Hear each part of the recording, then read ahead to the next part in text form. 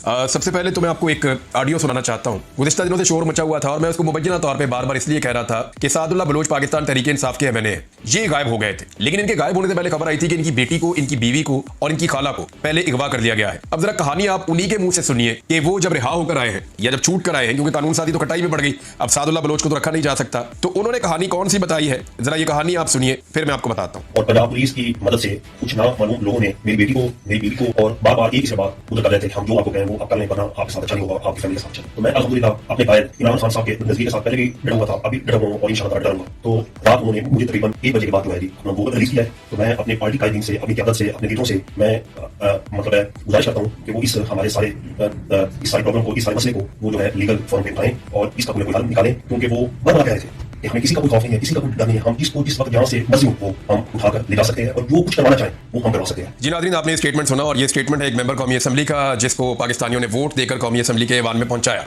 Ivan की तो हैसियत इतनी है कि वहां पे नकाबपोश रात के अंधेरे में नकाब पहनकर हमला करते हैं और वहां से एमएनएस को ही उठाकर ले जाते हैं जिन्हें लोगों ने लाखों वोट दिए हुए हैं। अब ये सादुल्लाह बलोच साहब का मौक़िफ़ आपने सुना, वो ये साफ बता रहे हैं कि रियासती इदारों ने उनको उठाया। यानी उनका कहने का मतलब ये है, आप इनसे जब बात करते हैं तो वो आपको साफ बताते हैं कि रियासती इदारों ने उठाया। पाकिस्तान तहरीक-ए-इंसाफ भी यही एलिगेशन लगाती है कि रियासती इदारों ने उठाया, और जो वो कर सकते हैं या जो वो करना चाहते हैं वो भी उन्होंने खुलकर बताया। अब काजी फायद ईसा साहब पे आ जाए। आज से ठीक 1 साल पहले काजी फायद ईसा साहब ने हलफ लिया था, 17 सितंबर 2023 को। बहुत सारे हमारे सहाफ़ी दोस्त जो है वो कहते थे कि काजी फायद ईसा साहब एक इनकलाबी हैं, एक ऐसे जज हैं जो बहुत एंटी एस्टेब्लिशमेंट है, एक ऐसे जज हैं जो इंसानी हुकूक की कोई खिलाफ वर्जी कभी बर्दाश्त नहीं करेंगे। मैं जब कैद में था ना, और मुझे उस वक्त लगता था कि शायद जज बदलने से फर्क पड़े, क्योंकि मुझे एक शख्स ने कहा था, लेकिन मुझे उसकी बात पे उस वक्त यकीन नहीं आता था। मैं कैद में था, एक दिन मुझे बड़ी मेरी हालत खराब हो गई, तो एक बंदा आया और उसका सांवला सा रंग था, उसने नकाब पहना हुआ था और उसने मुझे आकर कहा कि आपको हम छोड़ देंगे जल्दी ना। मैंने कहा कब छोड़ देंगे? तो उसने कहा जब हमारा जज आ जाएगा। जज आ जाएगा, उन्होंने कहा जी हमारे चीफ जस्टिस आएगा, वो सिर्फ हमारी बात सुनेगा, तो हम आपको तब छोड़ देंगे, बंदियाल के होते हुए आपको छोड़ने का रिस्क ले नहीं सकते, जो इससे पहले वाले चीफ जस्टिस थे।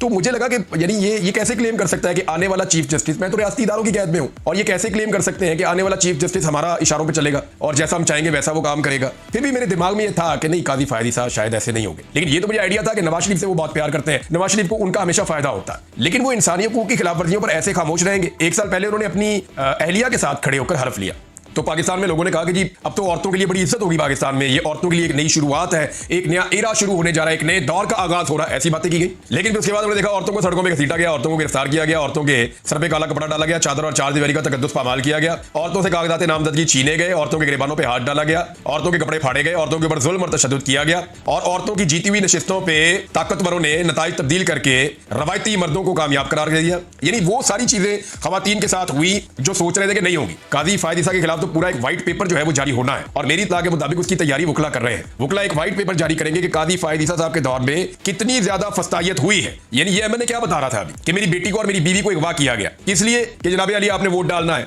वोट किस लिए डालना है? ताकि यही काजी फायद ईसा जो अपनी बीवी के साथ खड़े होकर हलफ ले रहे थे, इनकी एक्सटेंशन हो सके। यानी लोगों की अगर घर की औरतों पे और बच्चों पे अगवा करने के बाद किसी ने एक्सटेंशन लेनी है या अपनी नौकरी पक्की करनी है, तो क्या फायदा ऐसी नौकरी का? किसकी खिदमत करनी है आपने? ये तो कौम की खिदमत नहीं है। कौम की बेटियां और उनको अगवा किया जाए, एमएनएस को अगवा किया जाए, एमएनएस को भेड़ बकरियों की तरह जो है वो हांका जाए और काजी साहब को उसमें एक्सटेंशन मिले। मैं हैरान हो रहा हूं कि हमारे बहुत सारे ऐसे दानिश्वर हैं जिनको इस वक्त बात करनी चाहिए इस बात पे कि आईनी तरमीम में कौन सी डकैती मारी जा रही है। कोई इस पे बात नहीं कर रहा कि आईनी तरमीम में इंसानी हुकूक खत्म हो रहे हैं। कोई इस पे बात नहीं कर रहा कि आईनी तरमीम के बाद जिसको गायब किया जाएगा उसका कोई वाली वारिस नहीं होगा। कोई इस पे बात नहीं कर रहा कि आईनी तरमीम के बाद सुप्रीम कोर्ट ऑफ पाकिस्तान मौजूदा हुक्मरानों के कंट्रोल में आ जाएगी। कोई इस पे बात नहीं कर रहा कि हाई कोर्ट की क्या हालत हो जाएगी। कोई इस पे बात नहीं कर रहा कि बुनियादी हुकूक कहां पहुंच जाएंगे। कोई इस पे बात नहीं कर रहा कि हॉर्स ट्रेडिंग कहां पहुंच जाएगी। यानी आईनी तरमीम के अंदर आइन के ऊपर जो डकैती मारी जा रही है, जो आइन के ऊपर हमला किया गया, उस पर कोई बात नहीं कर रहा। पाकिस्तान की तारीख की बदतरीन तरमीम है ये अब तक की। तमाम वकला ये बात कर रहे हैं, कोई इस पे बात नहीं कर रहा। दानिश्वर सारे इस पे बात कर रहे हैं, मंजूर क्यों नहीं हुई? बंदे क्यों नहीं पूरे हुए? फजल रहमान क्यों नहीं माने? यार फिटे मुद्दा साफ होते होते। और पहले आप ये तो देखो कि हो क्या रहा था, कितनी बड़ी डकैती मारी जा रही थी इस मुल्क के अंदर। आईने पाकिस्तान को अमली तौर पर खत्म किया जा रहा था,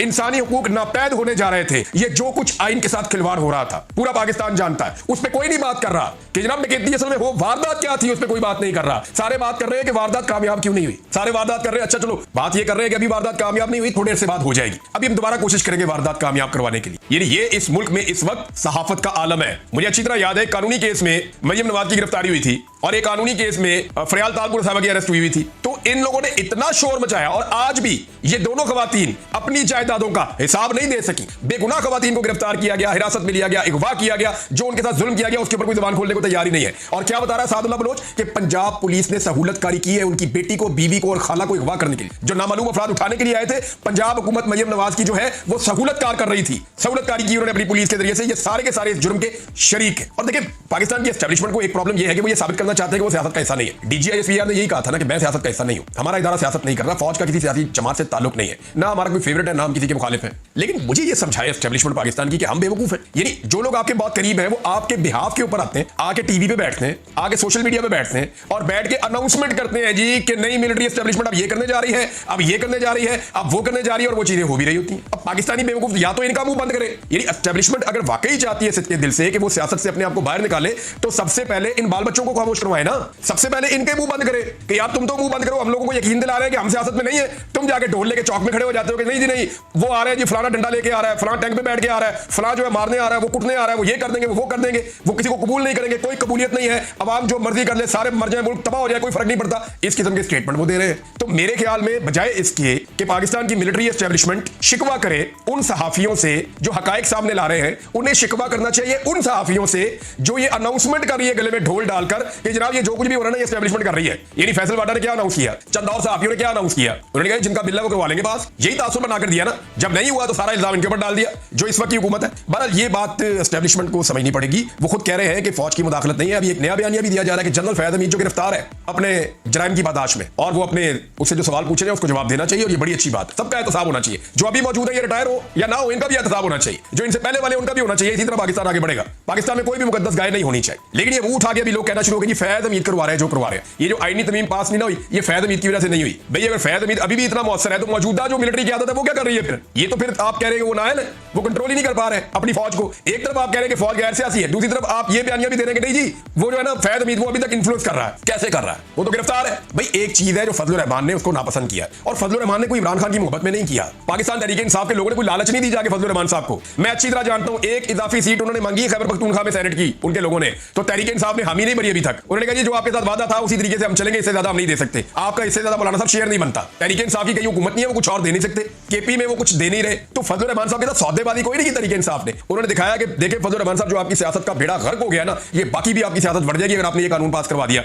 और कल को ये सारा नजला आप पर गिरेगा। आप सियासी लोग हैं, आज आप हुकूमत में हो सकते हैं, आप हमेशा हुकूमत में नहीं रहेंगे। ये जो कवानीन बनने जा रहे हैं ये इंसानी हुकूक खत्म हो जाएंगे, सियासतदानों के हुकूक खत्म हो जाएंगे, और आप सारे के सारे इसके नरगे में आ जाएंगे। और मैं आपको अब एक बात बताता हूं, ये थोड़ी देर के बाद खुलेगी। पाकिस्तान पीपल्स पार्टी के और पीएमएलएन के अपने लोगों ने, वो लोग नहीं जो इस वक्त फार्म 47 के ऊपर जाकर बैठे हुए हैं और जो लोग इस वक्त एंजॉय कर रहे हैं, नहीं, कुछ सियासी दिमाग भी हैं, हर पॉलिटिकल पार्टी में होते हैं। उन्होंने भी फजलुर रहमान साहब को पैगाम भिजवाया हाथ जोड़ के कि अल्लाह का वास्ता ये तरमीम पास ना करवा दीजिएगा। मौलाना साहब हम अपनी जमात की पॉलिसी से खुद तो इख्तलाफ नहीं कर सकते, लेकिन हमारी वाहिद उम्मीद आप है, मेहरबानी करें हमें इससे बचाएं, ये जो शब खून मारा जा रहा है आइन के ऊपर। तो जनाब ये है वो चीज जो हुई है। एमन वली खान ने तो खुदकुशी कर दी एक तरह से, यानी उन्होंने बादशाह खान का जो नजरिया है या बादशाह खान की जो अपनी सियासत या उनका नजरिया है उसको शारा दस्तूर पे एमन वली खान ने बेचा है, और अब वो सिर्फ अपनी जबान की गंदगी से सियासत करने की कोशिश करेंगे तो क्या कामयाब हो जाएंगे? इसको गाली दे उसको गाली दे। आपने गौर किया कि एमन वली खान जब फौज के बारे में बुरा भला कहते हैं तो कोई रिएक्शन नहीं आता, क्यों पता है? इंपैक्ट ही कोई नहीं, फर्क ही नहीं पड़ता। लेकिन जब पाकिस्तान तहरीक इंसाफ का कोई बंदा उसका 10% भी बोलता है तो पर्चे भी होते हैं, बंदे भी गिरफ्तार होते हैं, पता है क्यों?